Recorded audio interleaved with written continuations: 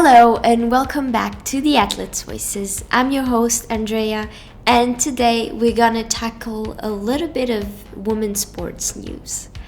In this episode, I would like to update you on a few basketball, soccer, and rugby news.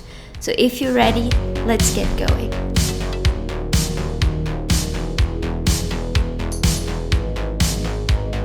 To start this episode, I would like to talk about basketball. Currently, March Madness is happening. Last year, there was a lot of coverage for the girls, and we met a lot of new faces and a lot of new great players who then joined the WNBA, or some of them will join this year. Many records were also broken last year in terms of audience. And this year might just be even bigger. So this year the semifinals and the final are happening on April 4th and 6th. Last year South Carolina won, and the team is still a favorite, but honestly it's really difficult to know with so many teams and so much time in advance who's gonna win. So it might be South Carolina again, or maybe not. Let me know what you think and what are your predictions. If you are listening to this episode on YouTube, I would like to read your comments. Honestly, I'm just excited to see what's gonna happen, and I'm excited to see the girls fight because honestly, there's incredible players. Now, in other news related to basketball, in my basketball video in the first season, I discussed the WNBA expansion. At the time, we didn't know which cities would be part of it and even when the teams would start playing. But now we know a lot more, and so I wanted to update you on that too. And as a little reminder, the WNBA season starts on May 16th. Before that, the draft is happening on the 14th of April this year. So this season, there's actually one team joining the WNBA, and this team is the Golden State Valkyries, who is owned by Joey Lacob and Peter Gubbard, the co-owners of the Golden State Warriors, which is the male team in the NBA. So far, we've already seen the Valkyries logo. They already announced their players, and their head coach is going to be Natalie Nakase, who was an assistant coach for the Las Vegas Ace in 2022 and 2023. And before that, I believe she was also an assistant coach for the Clippers at the NBA level. As for this next season, so the 2026 season, there will be two more teams joining. So one is in Portland and one is outside of the US, and it's the first one in the WNBA outside of the US, and it's going to be Toronto's team in Canada. We don't know much about Portland yet. So far, they've announced that the franchise ownership group will be owned and operated by Raj Sports and the Batal family, who also won the NWSL Portland Thorns, so the soccer team. Last month, Raj Sports announced plans for a dual sport performance center serving both the professional women's soccer and the professional basketball players. But apart from that, we don't know much more. We don't know the name, we don't know the composition of the team, and we don't have a logo. So that's probably gonna come in the next few months, and if I can, I'll update you on that one too. For Toronto's team, we already know a little bit more. I'm not gonna say a lot more, but a little bit more. So the name and the logo have been revealed. It's the Toronto Tempo. And I'll probably pop the logo somewhere on the screen if you're watching on YouTube. We also know that the team will be playing in the Coca-Cola Coliseum and will also host regular season games in both the city of Montreal and Vancouver. Also, at the beginning of this month, Serena Williams announced that she will join the team's ownership group. So she and Larry Tannenbaum, the chairman of Okemo Sports Ventures, will be the co-owners of the Tempo. And that's it for the Toronto Tempo. I'm excited to see the next coming months when they'll start revealing who athletes they're gonna sign.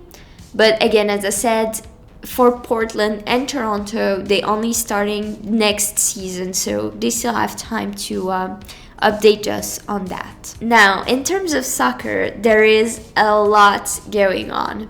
First, the CONCACAF Gold Cup finals happened earlier this month. So this competition usually brings countries from North and South Americas and the Caribbean. And the USA won against Brazil. In Europe, this summer between the 2nd and the 27th of July, the UEFA Women's Euro will be happening in Switzerland. And there are 4 groups of 4 teams. So Group A has Switzerland, the host nation, Norway, Iceland, and Finland. Group B has Spain, Portugal, Belgium, and Italy. Group C has Germany, Poland, Denmark, and Sweden. And Group D has France, England, Wales, and the Netherlands. England being the holders of the title. And last month, the first round of qualifiers for the CAF Women's Africa Cup of Nations, which will take place next year in Morocco, ended. And the second and final round will happen later this year in October. The fixtures for the round are as follow. So you have Angola versus Malawi, the DR Congo versus South Africa, Tanzania against Ethiopia, Namibia against Zambia, Burkina Faso against Togo, Algeria against Cameroon, Egypt against Ghana, Kenya against Gambia, Benin versus Nigeria, Cape Verde versus Mali, and Senegal against the Ivory Coast. There's some very exciting matches coming, so I'm very excited for that. And also last month, the AFC Women's Asian Cup Australia 2026 has unveiled the official match schedule. So the championship will have its opening ceremony and match on the 1st of March at Perth Stadium, and its final on the 21st of March at the Stadium Australia in Sydney. And before that, of course, the 34 teams will have to go through qualifiers matches, which will happen this year from June 23rd to July 5th. Lastly, I wanted to touch on rugby. So there's also a lot of things going on in women's rugby right now. This month, the inaugural season of the WER, or the Women Elite Rugby League, just kicked off. So for context, there is a league in the US, the Women's Premier League, or the WPL, but its model is unsustainable to keep professional athletes playing in the US. And so the idea of this new league, the WER, is to be as huge as the NWSL in soccer, so the American talents can play at home. So far, the league has 6 teams. So the Bay Breakers, the Boston Banshees, the Chicago Tempest, the Denver Onyx, the New York Exiles, and the Twin Cities Gemini. The league has traditional rugby games, which means that the games are a bit longer than the ones you see, for example, in the Olympics, which is Rugby 7. And so they will be 80 minutes long. I also wanted to mention that currently there's the Women's Six Nation Championships happening in Europe. This annual competition started last weekend and will end on April 26.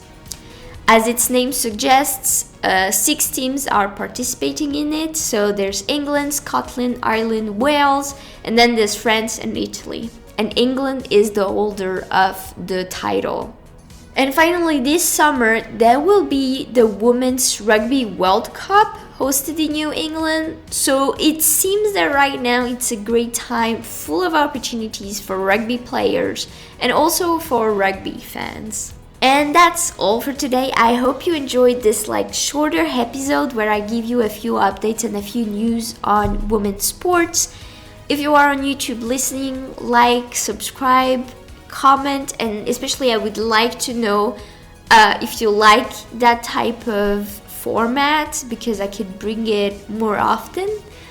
And if you are on any podcast platform, share this episode around. Also give me a rating. I believe on Spotify you can give ratings. That would be super helpful. And I'll see you in the next one. Bye.